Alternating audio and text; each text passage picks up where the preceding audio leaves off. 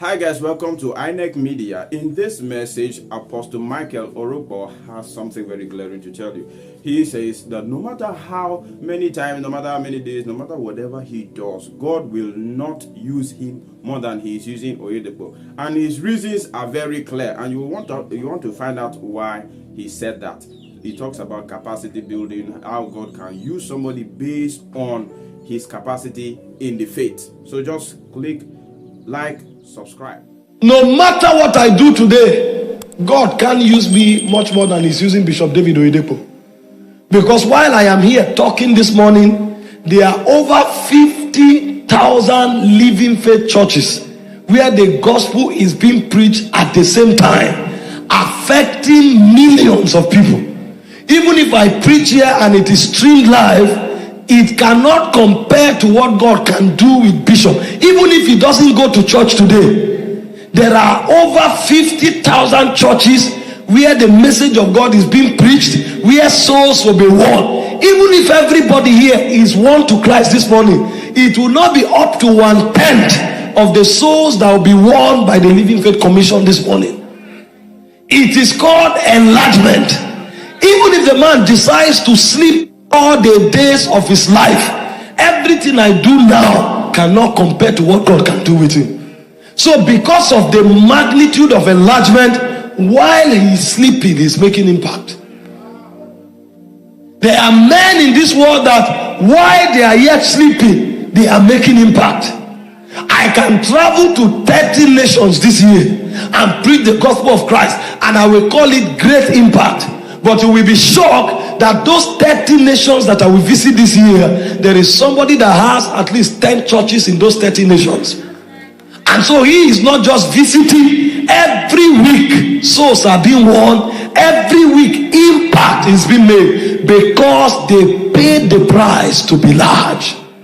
And so enlargement is not an ambition. Enlargement is a quest for impact and efficacy in the enterprise of kingdom advancement. A man who is small can only be used as small as he is. The degree to which you profit the kingdom and the extent to which God can use you is the degree of your enlargement. That means, amongst other things, it is important for you to pay the price to be big. Being big is not an ambition. Being big is a kingdom asset. And so everything you need to do to be big, do it now. Because God can use you to the degree of your size. We are in a world where mediocrity is being advanced by some self-centered people who don't want others to grow to the fullness of their capacity.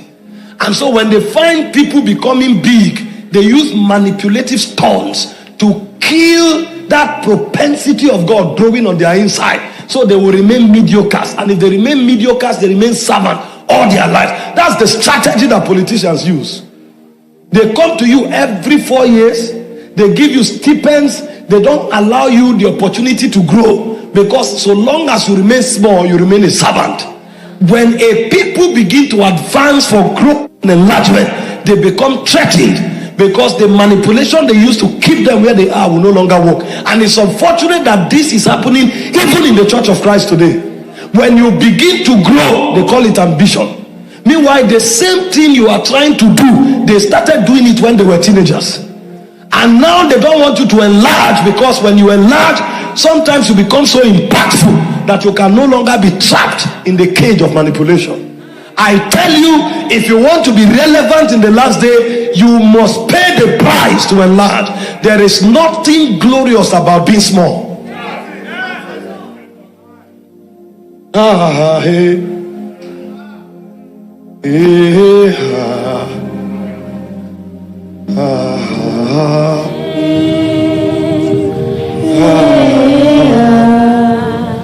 The Bible said David was in Kevadula. 400 broken and battered men came to him in Kevadula. 400 broken men that were in debt. David knew that impact was not a function of one superstar. He knew that impact was a function of enlargement. And so he poured himself into them. In in the latter years of David's life, when these broken men were outlined, they were called the mighty men of David. They had moved from broken men to mighty men, and one of such men could take 800 men. They became so big that one man in David's army was equivalent to 800 men. And so when David is coming with 10 men, if you call them 10, you are wrong, because 10 men is equivalent to 8,000 men. And so when David speaks, nations quiver because of the capacity that he had built. When David wanted to build the Lord's house, as at the last time I did the calculation, when dollar was still 150, what the men gave in our present world was equivalent to $22 billion. Because of capacity. These were men who were in debt. If there is no enlargement, there will be no impact. I am starting on this note so that somebody will tell himself, I am tired of just coming with a suit to sit in front of the service. The next time I come to church, my life should have impacted at least 10 persons. And they will ask me, where are you going? I want to go there. The next time there is an assignment of the kingdom, I don't want to be part of those clapping hands and praying for others. I need to come to the level where I say, what does the church need? I pay for it.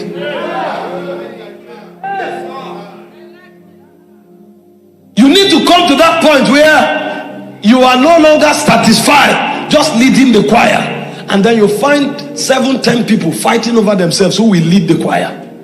You need to come to that point where even while you are in the market, when you lift a song, the glory of God will fall there, and hundreds of people will gather and be impacted. It's not about the pulpit. The world has become our stage, and only those who have capacity will be able to impact this world. When you truly become big, people no longer bother to ask how old are you, because the size and the magnitude of your impact will define you better than your age. The size and the magnitude of your impact will define you better than your race. Nobody bothers to ask, which country are you from? What language do you speak? Everybody runs to you and say you are their father, because your impact will blow out the divide of language. It will blow out the divide of racism, and you can enter a nation of a white man and he will serve you with all of his heart, because your impact is superior to the color of your skin. Mediocrity must be kicked out of our borders. This is why this subject is very important. God forbid that all your life you are living off a salary, and your destiny is defined by a boss or by a government, and if there's no salary paid, the quality of your life dwindles as though you are but a slave. God forbid that for the rest of your life your fate is determined by a system that is run by the secular society. You must tell yourself that I must enlarge until I no longer live to survive. I live to make impact and to change the lives of others. Please sit down. If you don't have the right mentality in life, you will be a slave. In fact, slavery is so modernized that they decided to call the people who depend on systems civilized servants. And people boldly and joyfully write on their certificates and on their documents that they are civil servants. They tell you to the face that you are a servant and you are a slave. There is nothing wrong in starting from somewhere, but you must refuse a system or a government defining your life. If you will only grow and make impact, you will be shocked that the wealth of the nations can come to you, because you are willing to pull out something from your inside. This is why the subject of enlargement is too important. Enlargement is simply growth. Enlargement is simply increase. And so this growth and increase is both qualitative and quantitative. Your qualitative growth is what defines your quantitative growth. Your quantitative growth cannot exceed your qualitative growth. So when you see the circumstances around a man's life, those circumstances are indicators of the values that he upholds. The circumstances that surrounds a man's life are indicators of the quality of the man's life. And so a man's problems are not the circumstances around his life. A man's problems are the qualities that define his being. When your value begins to grow, your scope begins to expand. And so enlargement is not just about increase in number primarily. It is first of all advancement of the qualities that define who you are. When those qualities begin to increase, by all means, they will affect everything around you. Nobody is exonerated from this reality. Jesus is the Son of God. The Bible said, in the beginning was the Word. The Word was with God, and the Word was God. It said the same was in the beginning with God. John chapter 1 verse 1 to 4. And he said all things were made by him. Without him was not anything made that was made. In him was life, and the life was the light of men. So Jesus created all things, and the quality of man's life is a propensity of the light that came out of his spirit. But when Jesus became a man, when he became a man, because this definition was him as God without human flesh, when the word became flesh, Jesus needed to quickly begin to grow and enlarge. And so in Luke chapter 2 verse 40, the one that created all things, the Bible said, and the child, because if he remains a child, he can be killed by Herod. As a child, Joseph will need to escape with him, else he will die. Hope you know Jesus can be killed. That's why he died on the cross. As a child, he needed to be safeguarded. When he became a man, he laid down his life. But as a child, an angel had to come from heaven and say, run with this child to Egypt this night, because Herod would have killed him. And so because even Jesus, who is God, became flesh, knew that impact was not possible except as there's enlargement. In Luke chapter 2 verse 40, it said the child grew and waxed strong in the spirit, and the wisdom of God was in him, and the favor of God was upon him. Because for him to become savior of the world, he needed to grow from a child to the man Christ Jesus. Most of you here, the destiny of territories and the destiny of nations are on your shoulders. The problem is that you have refused to enlarge. And so long as you remain a child, it will remain a prophecy. The day you grow, it will cease being a prophecy. It will become a manifestation. In as much as we love and appreciate prophecies, manifestations are the things that profit. He said it is the manifestation of the spirit that profit. If all you carry are prophecies, you are only a potential, and the world may wait for a lifetime. What converts a prophecy to a manifestation is for the child to grow and to wax strong in the spirit.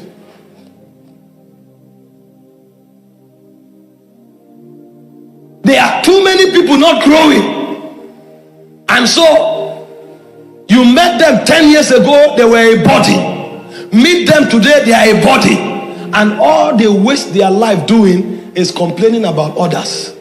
I just asked him for 2,000. See the way he treated me because of 2,000. If 2,000 naira is easy, get it for yourself. Instead of looking inward and beginning to build themselves, take the challenge of growth, they are blaming everybody and everybody all the time, and they never grow. Why will you be begging 10 years ago and 10 years now you are still begging? There's something wrong, and if you don't address it, you will beg until you are old. The subject of enlargement is too important, and so Jesus grew in grace. He is grace personified, but becoming a man, he needed to grow in grace. He is one with the spirit, but becoming a man, he needed to wax strong in the spirit. That is qualitative enlargement. And when qualitative enlargement was achieved, in Matthew chapter 8, the Bible said from verse 1, as he returned to the mountain, a man that was paralyzed ran to him. Everybody begins to run to him because he has become a solution. And he said, stretch forth thy hand. He was healed. He went to Peter's house. The mother-in-law was sick. He commanded the fever to leave. While they were there just to have dinner, the place became a crusade ground. The Bible says when the evening was come, there was no flyer, there was no poster, there was no announcement. It said they brought all that were sick in the city to him.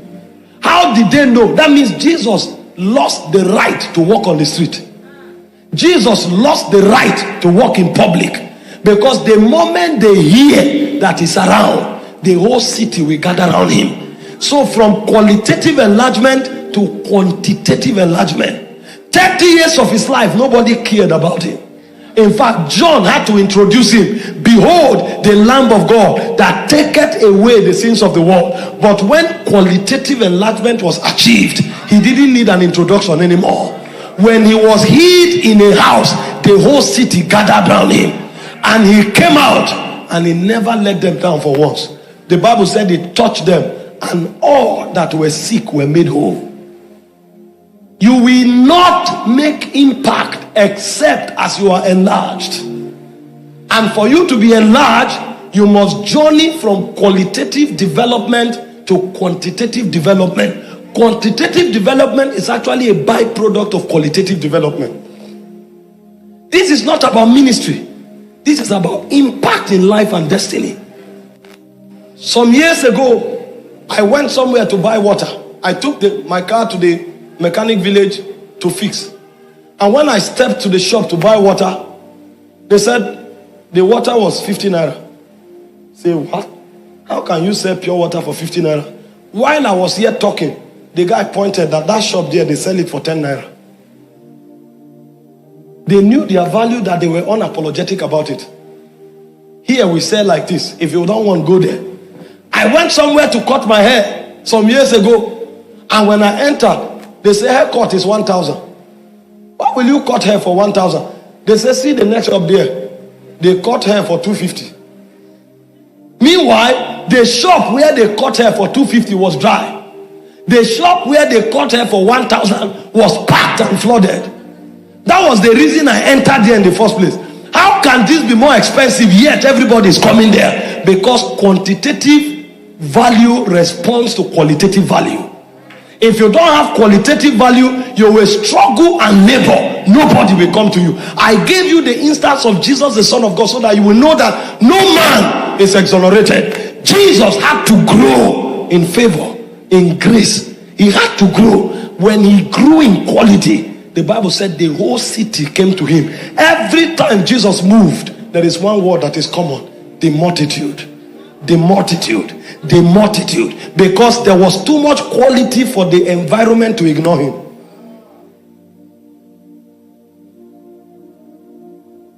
And so calling yourself the child of God without paying the price to grow is a joke.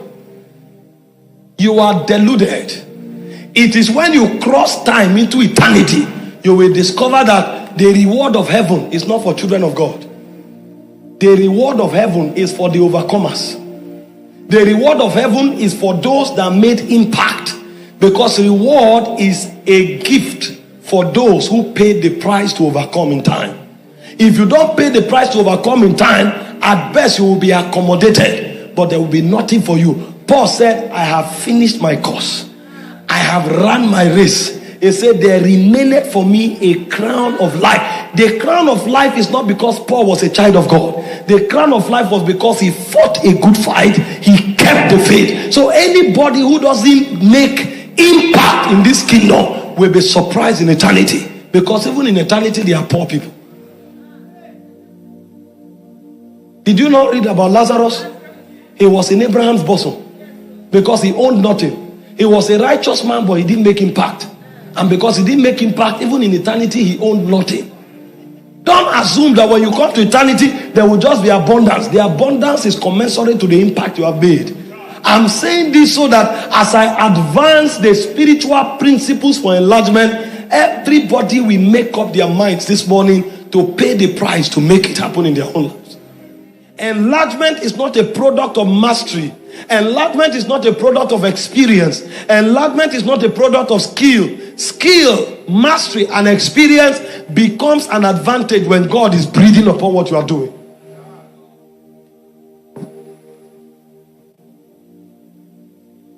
In 1 Corinthians chapter 3 verse 8, verse 6, Paul said, Paul planted, Apollos watered. He said, but God gave the increase. That means if God does not give the increase, the planting and the watering will be in vain. Paul planted. Why am I following this sequentially? A lot of us believe so much in our experiences. I served for 7 years. I have done this for 20 years. You are joking. Maybe you have escaped the mountain. When the waves come, you'll be shocked that the wave is waiting for you to look as if you have arrived before they uproot you. This is why you can never depend on yourself. He said, woe unto the man that puts his trust in the arm of flesh. That means the verdict of that man is already completed. That is woed. But Paul knew. Hope you know Paul was a mighty apostle. The Bible spoke of the magnitude of revelation that was given to Paul. The Bible spoke of the technocracy and the skill with which Paul divided the word of truth. Paul was so gifted, he spoke and they said the gods have come to us.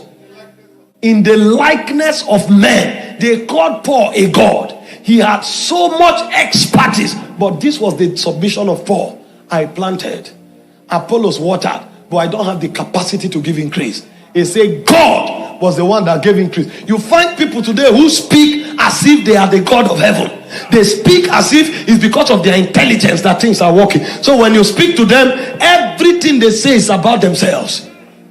How they did it, the strategy they used, all that they put in. And at the end of the day, you will do the same and fail. Because sometimes even the people succeeding don't know why. It is mercy that just covered them. If men withdrawn, their foolishness will destroy them. Paul planted, Apollos watered. You want to be enlarged, the first thing you need to do is to put your all and confidence in God. He said, it is not given to man that walketh to order his steps.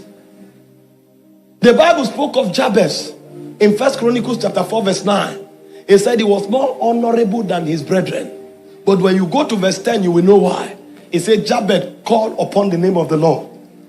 He submitted the totality of his life to God, and God began to bring him from one level of glory to another level of glory, from one level of power to another level of power. You want to find a man who stably progresses, go and find out. His secret is that he owns nothing. His all is defined by God. He always sees himself as a steward. Paul said we are servants of God, therefore we are stewards of the mysteries of Christ. They know that everything happening around their life is God. I know a lot of young people today, when you ask them, they say it's because of their prayer power. That's why they are succeeding. Some say it's because of their sight. They are prophetic. Some say it's because of their utterance. And so when they are talking, you see all their confidence anchoring on their utterance. When they come out, before they do introduction, they will talk here, and bamboozle the people first to let you know that they know their horn. They know their horn. By the time the waves come, you will sink with your utterance. You will sink with your sight. You will sink with your wisdom. Then you will know that it's not given to man that walketh to order his step. True enlargement is provoked by God. In Acts chapter 2 verse 47, it said daily God added to the church such as should be saved. Daily God added to the church. When you study Jeremiah 30 verse 19, the Bible revealed to us. Now listen, you need to know the ways of the wise.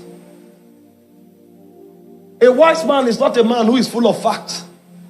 A wise man is a man who is always powered by God, and so he knows his stronghold.